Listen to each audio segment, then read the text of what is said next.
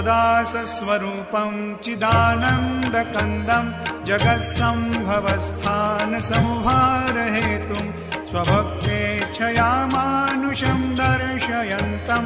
नमामीश्वरं सद्गुरुं सायिनाथं भवद्वान्तविध्वंसमार्तण्डमीड्यं मनोवागतीतं मुनिर्ध्यानगम्यं जगद्व्यापकं निर्मलं निर्गुणत्वां नमामीश्वरं सद्गुरुं सायिनाथं भवाम्भोधिमग्नार्दितानां जनानां स्वपादाश्रितानां स्वभक्तिप्रियाणां समुद्धारणार्थं कलौ सम्भवन्तं